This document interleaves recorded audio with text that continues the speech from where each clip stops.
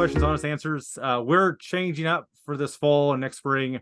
What I want to do is talk to some different pastors and friends of mine um, who are good readers and enjoy reading, and talk about some of the books that have impacted their lives. Again, it doesn't have to be one singular book that impacted their lives overall. The other one is just one of the books that have impacted their lives. So today we're going to talk with Scott Stine about, and I've talked with Scott before. He's a pastor at First Baptist in Newton, New Jersey. We're going to talk about delighting in the Trinity. I have an old copy. I don't know if you have a new copy or not. No, mine's the old one too. Yeah. With my sorry, my little screen thing here, it kind of blurs everything out, but my little post-it on the front, it's the old copy. Yeah. So we're going to start with a couple different questions for Scott, and then hopefully have a bigger conversation about the book. So if you could, Scott, it's all in your hands here. If you want to give a brief overview of the book, if you want to talk about a thesis or a main idea. So Michael Reeves, for those who don't know, he's a British theologian. I'm not sure if he's been a pastor in the past. I know that he speaks all the time. I'm sure he spends a lot of time in the United States speaking at this conference, that church, et cetera, but he's the president and professor of theology at Union School of Theology, which is in Oxford. He's got a PhD from King's College, I think in London, pretty sure about that. So he wrote this book. He's kind of had he's been kind of a leading voice among evangelicals in this, I'll say this, a leading voice among popular evangelical writers trying to get back to a more kind of Trinitarian orientation to how we approach theology. I say popular because you got a lot of scholars and theologians who are, writing academic books, but Reeves, he writes mostly books that are like this thick, and that's part of the reason why I like him so much. So he's kind of a leading voice in that, and his book Delighting in the Trinity, I tried to kind of was thinking about if I could boil it down to like two ideas. A big one is that the reason we can say God is love, as John calls him 2 times there in 1 John 4, is because God is Trinity. And that's the only reason we can say God is love, is because God is Trinity. If we don't keep that clear, sorry, I'm getting a call here. If we don't keep that clear, then our theology can quickly devolve into like love is God. Yeah. If we don't understand that love, when we say God is love, love is in God's nature. It's in his essence. So love, like what I'm trying to say is that love is who God is as Trinity. Yeah. Otherwise we're going to fall into all kinds of things. And so people they don't really think about God like a Trinity, but let's be honest, we tend to think of him as a ruler, merely a king. Although, I mean, if we can say merely as King of Kings and Lord of Lords, which sounds a little funny, we figure he's got his creation, he made it, he rules over it, people should obey him. And frankly, among evangelicals, Trinity is treated sort of secondarily. Sort of like, Schleiermacher's systematic theology back 200 years ago, where he put a little appendix about the Trinity at the end of it. And it's that's I don't know how you can do theology without putting the Trinity at the beginning of it. But anyway, I digress. That's exactly backwards. Trinity is not how we explain the God who we know rules. Trinity is who God is. Yeah. And because he is Trinity, he rules his creation according to a fatherly, I don't want to say impulse or feeling because it makes God sound like a human, but the nature of his giving commands, the nature of his rule is that he's a father who cares about his creation. And he cares about people, and he wants to adopt them into his family. And this, you see this, and I know I'm talking a lot here, but I opened right to the passage that I wanted to read here. John 17:24, Jesus prays, Father, I desire that they whom you've given me may be with me where I am, to see my glory that you've given me, because you loved me before the foundation of the world. Yeah. So Augustine was asked one time when he was teaching, what was God doing before creation? Which is kind of a, it's a mixture of categories, because God doesn't experience time like we do. So there's Yeah. no real before creation from God's perspective. What was he doing before then? If you wanted to answer the question in one sense, the answer is that he was loving his son. Yeah. The Father and the Son were just always in this, eternal loving fellowship. And that, like, once that begins to kind of set in, it changes how you think about God, changes how you think about creation. It changes how you think about why he gives me commands to follow. It's not to rule me. It's to help me, and it's to protect me, and it's to serve me, even, so that I can live for him and serve him. Is there a second idea? You said this idea of Quickly, very, very quickly here. The reason that he saves us, the way that he saves us, is because he is, and through his Trinitarian nature. So what I mean is this: we need reconciled to the Father. The Son is the eternal Son of God, who comes to give his life at the cross for us. So he dies and rises again to make us new. And because of that, the Spirit of God comes and lives inside of us. The whole shape of our salvation is Trinitarian. So it's not something that's just for colleges and seminaries. The whole shape of our whole salvation, our whole life, is Trinitarian. Yeah, and jumping on that, like, want to lean into this next question about what's impacted you the most. I want to address from what you said. Like, I think that so many people, like, in our culture, and I think that's even, I would say, many Christians I've talked to still struggle with this idea of God's love either being, like, for lack of a better term, use another term for me, correct me here, licentious. This idea of like God doesn't care what you do, or this other side of this other extreme of God is just waiting to crush me. Right. And like, even people who believe in Jesus still struggle with those extremes. Like, oh, I have grace, so I can do whatever I want, or God's just going to destroy me at every corner. He's waiting for me to make a mistake. Yeah. And so what you're talking about actually confronts that. Yeah, absolutely. And that's the kind of God, and I want to tie this together. That this is the kind of God where people say to me in the past, it's more teenagers than adults, but adults have said this to me too. Even Christian adults who said, well, God created us because we're lonely, because he was lonely, I mean. And like, I think that kind of like misunderstanding of God's nature leads to those conclusions of God doesn't care what I do, or God's ready to destroy me at all times. That's right. I think it's the same underpinning, like, foundational viewpoint of God. Yeah. So what in the book, if there's a couple things that are most impactful to you personally in the book? Yeah, well, it just would be, kind of an echo of everything you just said. There's an old hymn, "Thou wast, O God, and Thou wast blessed," written by, I think, George Mason. I just did a new arrangement of it, and we had it tabulated in our hymnal supplement. We just sang it for the first time as a church last week. And it has a line in it that said that if God needed anything, he couldn't have created it. Yeah.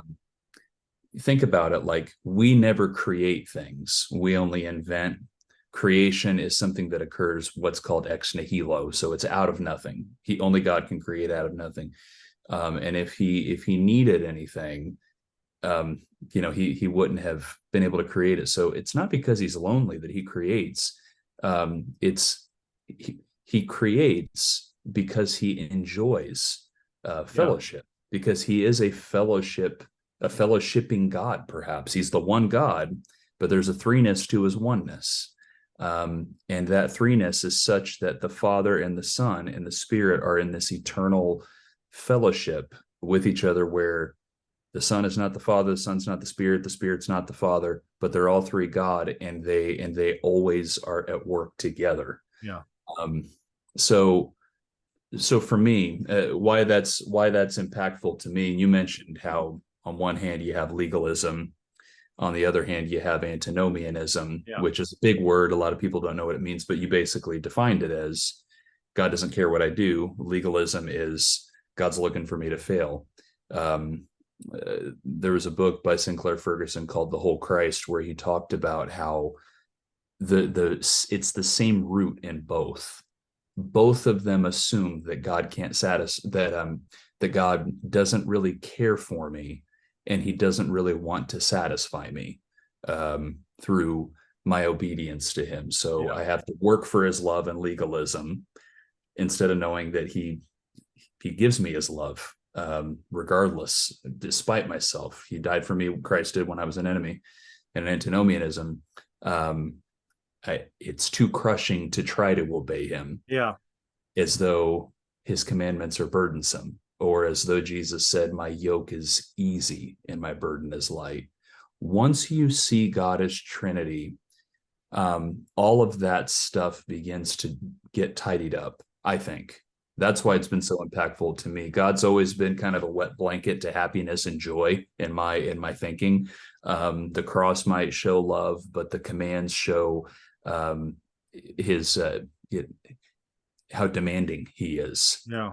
Once I began to understand that he's Trinity, no more. That's not how I approach God anymore. That's not how I think about God. That doesn't mean he's not holy, but the holiness is for the sake of fatherliness. This is why, just quickly here, and I'll stop. Psalm 140. I should have. Yeah, Psalm 145, verse 9. The Lord is good to all, and his mercy is over all that he has made. Yeah. Nothing exists that doesn't have his mercy and his kindness on it. I think I tend to think, I don't think we think like that usually. I think we think that there are some things that are holy and some things that are secular. And it's like, if it exists, even if it was under judgment, even judgment and wrath is because of his mercy, in some sense, which we can talk about a little bit later. But Yeah. everything, is tied to this idea of God as Trinity. That's why I think it matters so much. So is there any quotes or lines that you have? And I have a couple here, but we'll start with what you want to start with that were impactful to you in the book. Yeah.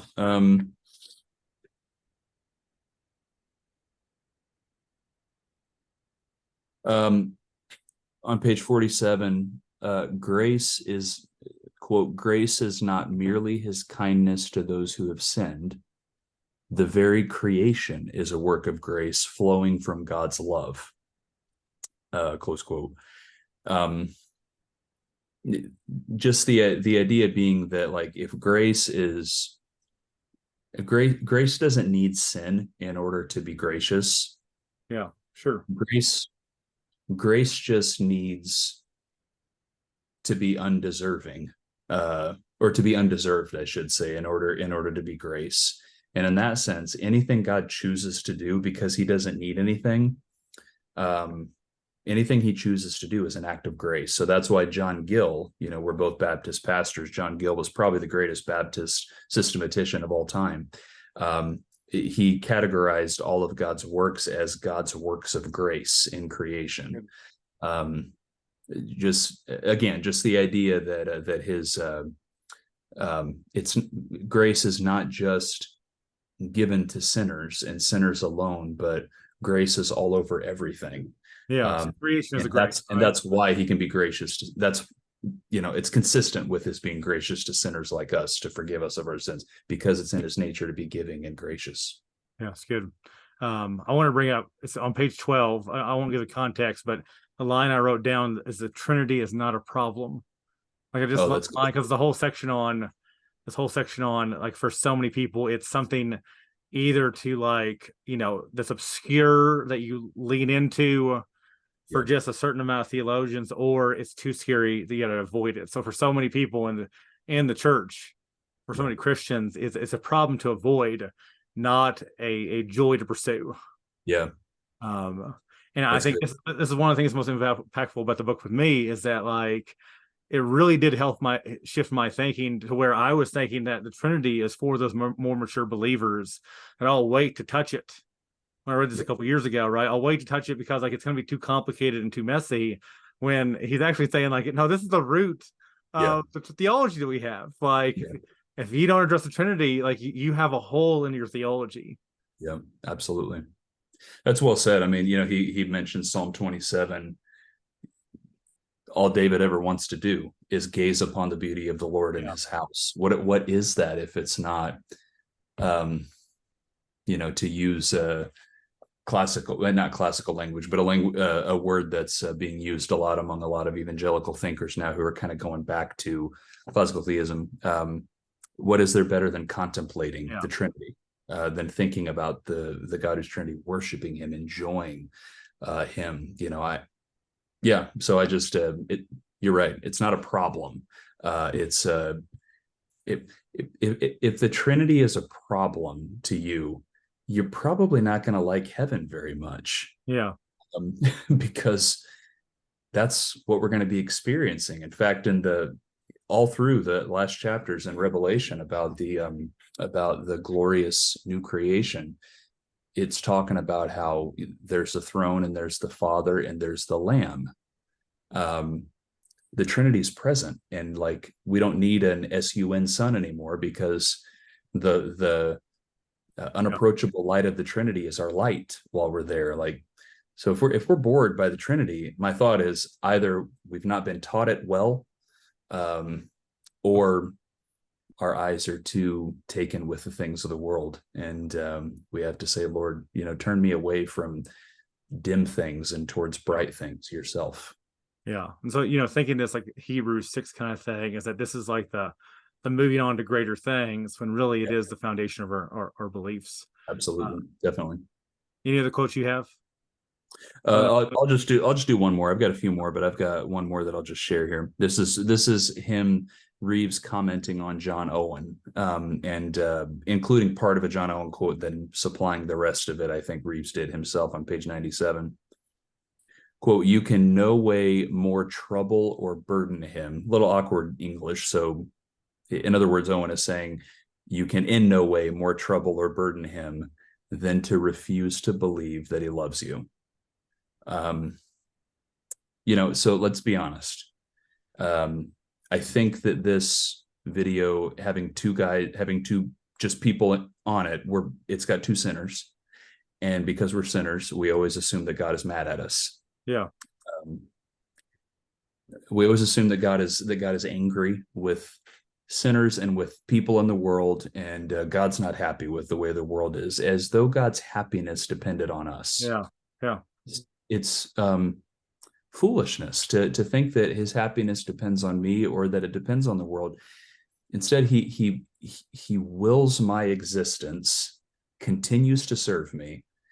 He gives the rain and the sun to the just and the unjust, the righteous and the unrighteous. And now he's adopted me as a son in Christ. And again, Christ died for me when I was an enemy. What makes me think that he doesn't love me now? Yeah. The impulse is good to say that the sin in me is an offense to God's holiness. And because I have the Spirit, my holiness too. But it doesn't change the fact that the God who is love still loves me. Yeah. It's good. So it's an offense. John Owen is saying it's an offense to God to not believe that he loves you. Yeah. So the point on happiness is that, and this is the thing I've been struggling with.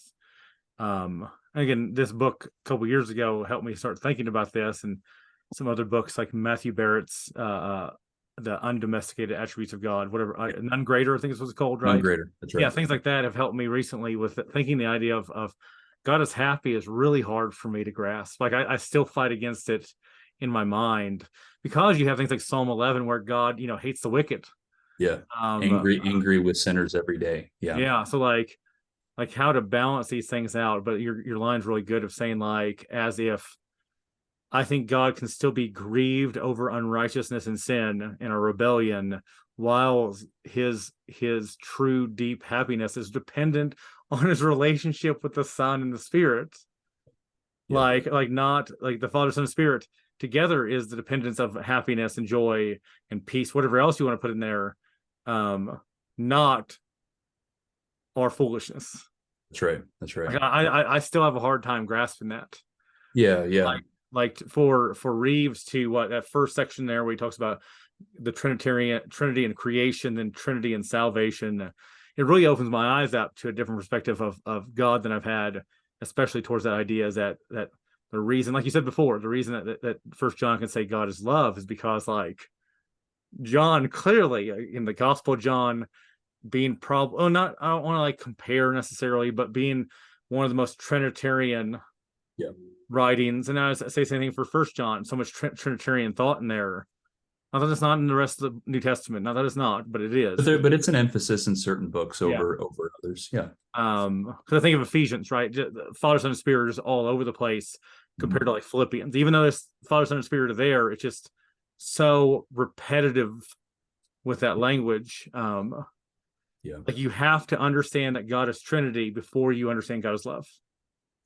Yeah, yeah. Or at the very least, we have to say that God as Trinity is the explanation of Sure. the statement. Yeah, that's good. There's a connection between. But I think you're right. I don't think that to me, when I read God as love now, what I see is as Trinity. I see that. I know that that's not in the verse, but because I know God is Trinity now, and let's be clear about this. We understand that the word Trinity is not in the Bible. Yeah.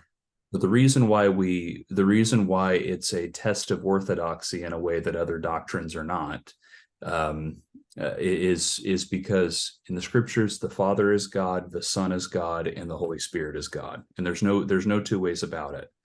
And yet God is one. Yeah. So how is it that you got three who are God, but God is one? That's the Trinity. And so understanding that, yeah, I mean, it's like I won't die for my understanding of the end times. I won't die for it. I could be wrong about how I think about that. I'll die for the Trinity. Because I think it's life or death to me.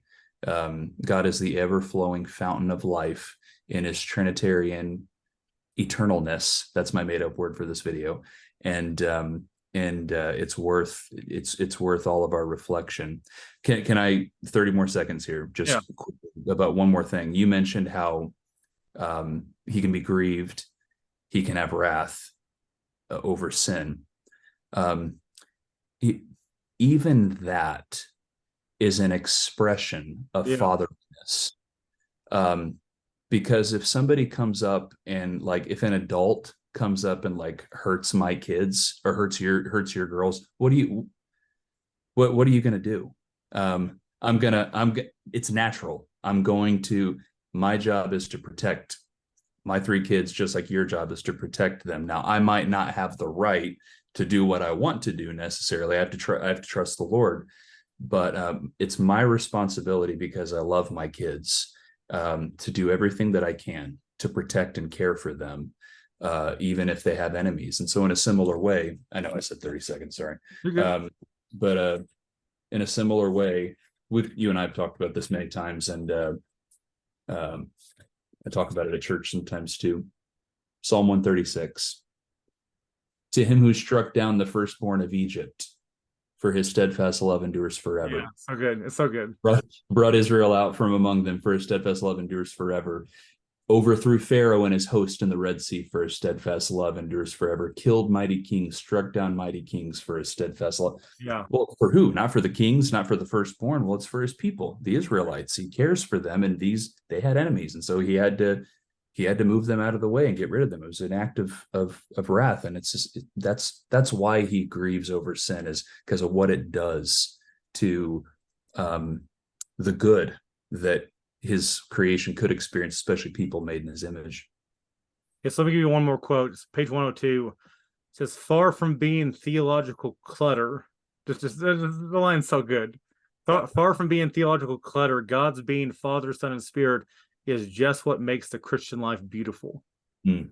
So just for a minute, we don't have much time left, but just for a minute, so move from this like whole big picture about how we view of God and the Christian life and our mindset towards like, the daily walk of the Christian, right? We have this antinomianism, anti-law, Yeah.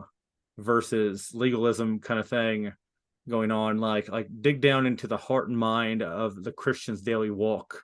Yeah. Why is the Christian life beautiful? Because of the Trinity. Yeah. Yeah. No, that's a really good question. I think about how Paul, I'll say two things quickly here. In Romans 8, um, in sending his son for sin and in the likeness of sin, he condemns sin in the flesh in order that the righteous requirement of the law is fulfilled in us who walk by the Spirit. Yeah. So Jesus says he came to fulfill the law. There are different senses that can mean that are true, but ultimately the way that he fulfilled it is by his perfect life. And his perfect life makes him a perfect sacrifice, and he covers me in his righteousness. And that is a means. And I think I want to be clear about this. The cross was not an end to itself. It's a means to the end of salvation and fellowship with the Trinity. So he removes sin so that the Spirit can live in me, and I find myself enjoying God more. And when the New Testament says to put on the Lord Jesus, and make no provision for the flesh, to put on the new self, the new creation, that's something that as a Christian I want to do. And when I don't want to do it because of the sinful flesh, I want to. Yeah. And that's evidence of the Spirit in me. So I think that's kind of that's how the Trinity makes Christian life beautiful, is that it's Spirit indwelt, it's centered on putting on Christ, so that I can walk in fellowship with the Father. And it's not perfect, because I'm not. Yeah.